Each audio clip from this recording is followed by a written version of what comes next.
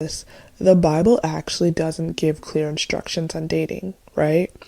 There's very clear instructions on living a holy life, on marriage, and everything else you could think about, right?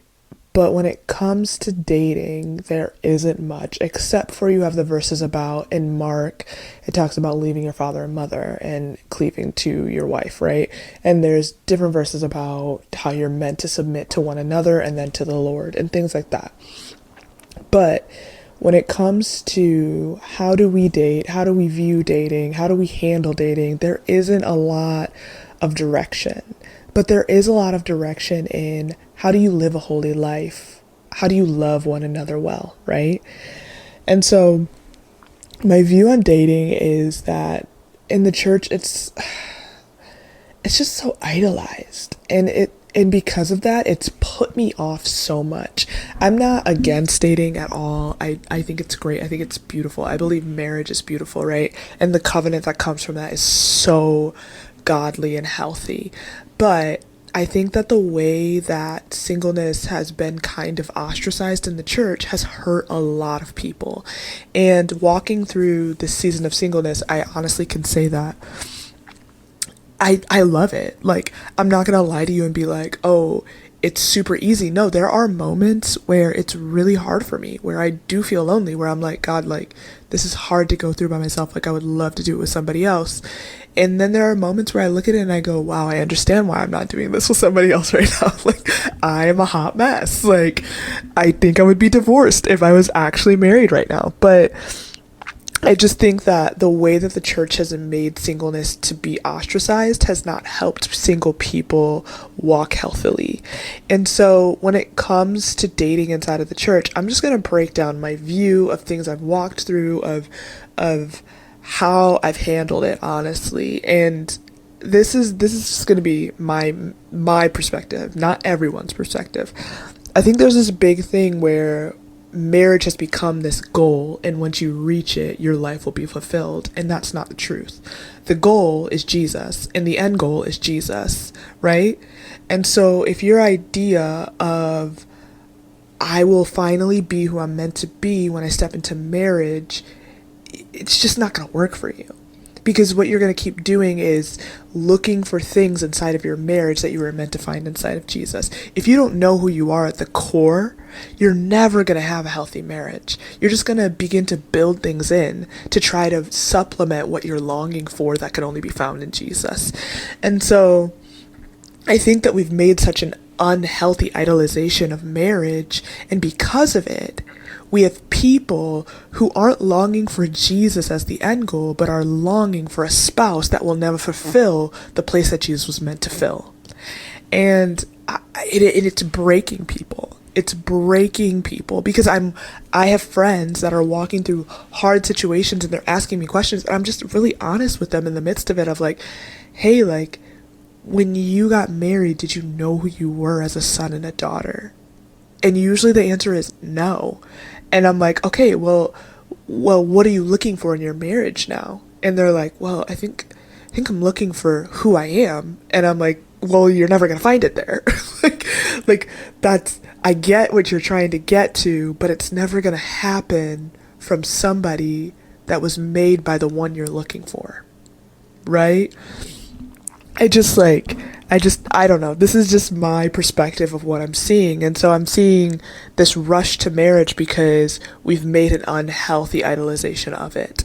And there's also this weird thing too, where people have also gone to the complete other direction of it and filled Jesus in to this relational gap, right? And been like, oh, Jesus is everything. And I, don't get me wrong, Jesus is everything to me. But there's like this like unhealthiness of it, of like almost this like, I've built my relationship, my earthly relationship on Jesus. And what I mean by that is the relationship that was meant to be meant for your spouse, you've just kind of filled the gap until somebody else is going to fill the gap, and you put Jesus there.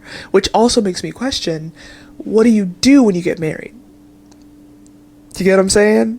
Like, there are so many unhealthy ways that we have tried to build marriage in the church, and now we have so many unhealthy relationships and structures. And then we also have this. We have people that are walking into a relationship with this eyes of, if this doesn't work out, I'm done for. There's nobody else. I don't know what I'm going to do. Who's going to marry me? Who's going to love me? Right? Which isn't working. It's making this high stakes every single time you go to a coffee date. Like every single time you start talking to somebody, it's so high stakes because you're scared nobody else will ever come through, even though he's a God who says he'll fulfill, right? He will give you the desires of your heart, right? And so I just think like we've kind of, and the reason that we even have this is because of the way that it's been viewed inside of the church, that marriage is the end goal and you're not fulfilled until you're married. And it's such a lie. It is such a lie, because you can look through your word, and yes, there are people that are married, but there are also a lot of people in the word that were single and doing amazing things for the Lord, that were completely changing things for people. And so I just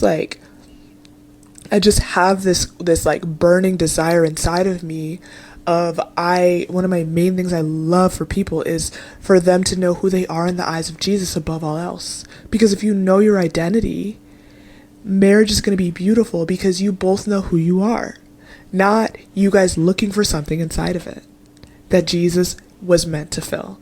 And so personally, I'm going to start breaking down like my situations that have happened in the church and dating and things like that. But personally, like, I honestly am one of those people that looks at friendship as the way to figure out if I even want to start dating you, because my friends are very honest and vulnerable with me. They're not trying to put on this great front in front of me. And one of my core values is that people just be authentically themselves. I love when people are authentically themselves, and you can do that through friendship. And so there's a lot of moments in my life where like somebody's like, oh, I like you or whatever, but we've already been friends for like 2 or 3 years. And so I'm like, ooh, buddy, oh pal, like, I know you like me. I know that I am amazing. I'm not even going to try to be humble right now for you guys. I know I'm amazing. I know who God has made me to be, and I know the worth that I have. And so there's been moments where my guy friends have come to me and been like, hey, I like you. I want to see where this will go. And I've had to have honest conversations with them of like, hey, I'm going to be super real with you. I'm not attracted to you. And I've known you for years and years and years, and it's just not going to work for me.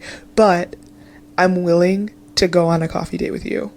Like, I'm willing to do this one thing, but I want you to respect the boundary of, if after this is done, I say no, that it's done. And some of them have taken that really well. Some of them have not taken that very well. Some of them get really hurt by that. But even in the midst of that, there's still the beauty of friendship. Like, I've had that conversation with one of my guy friends before, and we tried coffee, and then literally we laugh about it, about like, remember that moment where we went to coffee and like you liked me and I was like, no, like I did not like you, you liked me. And like we've like had these little fights, and it's so funny now because he's married and his wife is amazing, and I'm like, see, that wouldn't have happened if you would have just got out your feelings for a quick second. Stop looking at me like that. But like, there are honest conversations that have come from this, from my perspective too, and it's brought more clarity to me. But I think this high stakes view of relationships too is something that I never carried with myself. So when I went into these things, I went with honesty and integrity, and I also went with love first. And I'm not talking about like love of I want to fall in love with you, but I'm talking about loving your neighbor as yourself. I would want somebody to be as clear and directional with me as I was with him. So that's why I was like that. I wasn't going to ever try to let it sit in confusion, or ever let it just like me never actually speak my opinion or my boundaries to the point where things get overstepped, right? And then both of us are hurt. And I think there's this thing with a lot of us where we don't want to hurt people, so we don't say things. But then also there are also this other boundary line of, there are those that see the boundary line and do not respect it. And it doesn't work. If you're not respecting people's healthy boundary lines of relationship, then you're not ready for a relationship. Let me say it again. If you're not respecting people's boundaries of relationship, you're not ready for a relationship, especially in the kingdom. especially in the kingdom, because that's not loving. That's abusive. I'm going to be honest with you. If I've seen it happen again and again where girls and guys have said, "Hey, this is how I feel about you. This is never going to change. And if it does change, I'll let you know." And I've seen people take that boundary line and abuse it and keep trying to overstep it and keep trying to pursue and keep trying to push. And it's like this idea that, like, I don't know where it came from of, oh, well, if I keep pursuing her, if I keep pursuing him, like, if I keep putting myself out there, like, they're gonna like me. But, like, they're gonna like you so much more if you respect their boundary line they built.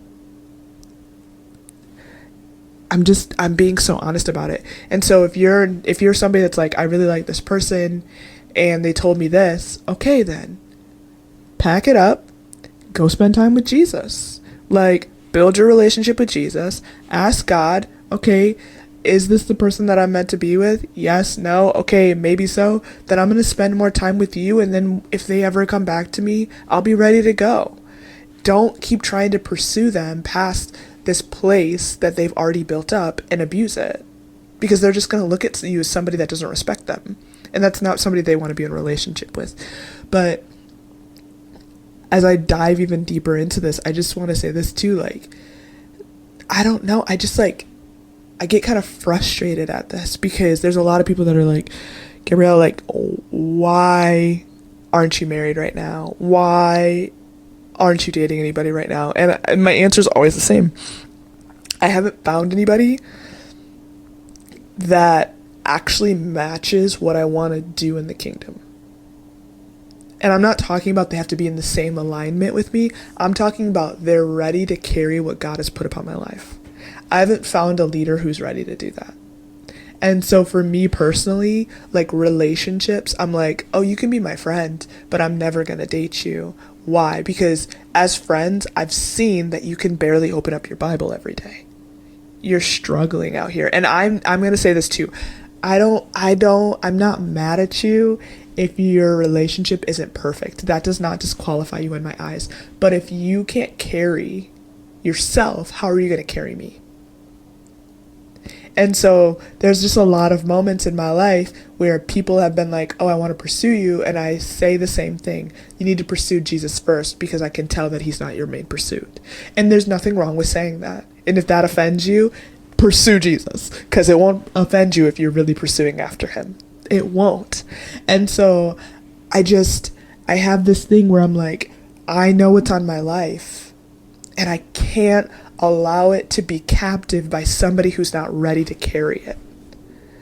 And I think the church has idolized marriage to this place where my view is kind of like a weird view to have of, oh, well, she just doesn't want to be married. Oh, well, she doesn't understand. I'm going to be honest with you. Marriage is not the end goal. The end goal is for me to be before the Father in the temple singing holy, holy, holy with the angels. That is my pursuit. That is my goal. Marriage is not my goal. And if I get married on this earth or I don't, I'm going to be good because I know the one that loves me, right? And so I'm watching girls and guys get broken by this idea that they're meant to be in a certain phase of life that they're not in yet. And then they're feeling lonely and they're feeling broken and they're feeling like, God, I didn't do it correctly, or I made a mistake somewhere because I don't have marriage. I'm going to be so honest with you. If you have Jesus, you have the main thing. You do. And I know some of you guys are out here like listening right now and you're like, but I'm so lonely and I'm so tired of sitting in this season. And I'm going to say this to you. Again, he sees your heart. He knows you feel lonely. He knows. But will you keep pursuing him? Will you keep loving him? Will you keep choosing him? The world told you you needed something, right? The world told you that you need marriage. An unhealthy culture told you that marriage is your fulfillment. Jesus didn't tell you that. What did Jesus tell you? That he's your fulfillment. That he is the one who will overflow your cup. He is the well. not marriage, not relationship. Marriage is beautiful, but if it's our main goal, then we've lost the real goal. At the end of the day, what I really want in my heart of hearts, right, is to worship Jesus with a heart locked on him, with eyes of fire locked on him. That is it for me. I want to see revival on the earth, and I'm not willing to sacrifice my anointing for a man who's not ready to carry it. I'm not willing to sacrifice my relationship that I have dug for years to build this well for somebody who can barely open their Bible. I'm not willing. Am I willing to look at you and go, I'll let you take time to build yourself, to regroup yourself, to heal yourself? Yes, I'm more than willing to do that. But if your pursuit is not him, then my pursuit is not you. And I don't see anything wrong with that. And if you're upset with that I'm like calling people to pursue the Father above all else, then we gotta completely shift our vision of why we're on this earth. Because I'm pretty sure in the word it says that we are to spread the gospel, to make disciples, to heal the sick. Right? I'm pretty sure that was the commandment that Jesus gave to us. And I don't think in that commandment it was to get married.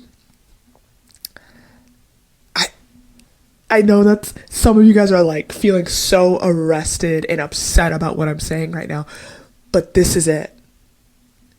The goal is not to get married. The goal is to sing holy, holy, holy. That's it. That is it. And if you get married, it's beautiful. If you step into that level of covenant, that's beautiful. And you know what you get to tell your kids about? You get to tell them about the moment you laid it all down, about how bad you wanted to be married, but you locked eyes with a king. About how you wanted something so much more, but you laid it down, your flesh laid it down, and you said, you know what, but I'm not going to partner with my feelings today. I'm going to partner with heaven. What does heaven want for me? Because what heaven wants for me is a lot different than what my soul says it wants. It is. And so I just think we have to shift our view of marriage in the church. We have to get away from this ideology and this doctrine of if they're not married, then they're not important, because it's breaking people and it's making them feel insignificant. Honestly, at the end of the day, this is my heart. This is my heart. Like, if I could show you a vision of what I want my life to look like, right? I want to be married, but I also want to be able to tell my kids about the man I locked eyes with. Not the one that stands next to me and I call my husband. No, I'm talking about the one who gave his life for me. I'm talking about the one that died on the cross. I want to tell him about him. My husband is amazing. That'd be an amazing thing that happens to me, right? But at the end of the day, I want my children to know me for my love for Jesus above all else. The love I have for my husband only gets to transcend into the love I have for Jesus. I hope they get to tell their children's children about how much I love Jesus and how that related to my marriage. That's it. About how me and my husband ran and burned for revival on this earth, for a generation to see his face, to seek his face, to spend more time in prayer, to give him the glory above all else, to not seek out fame, to not seek out themselves, but to seek the one who is seated on the throne. That's what I want. And if marriage comes along in the midst of that, that's beautiful. If it doesn't, it's still beautiful. But this longing, this idolization is hurting people, not healing people. All right. That's all I got. That was savage. And I wasn't expecting to even do that tonight. So I hope you guys have a good one. And the next episode, I'm going to talk about my adoption because I was supposed to talk about it this time, but I did not. But yeah, I hope you guys have a good one, and I'm out.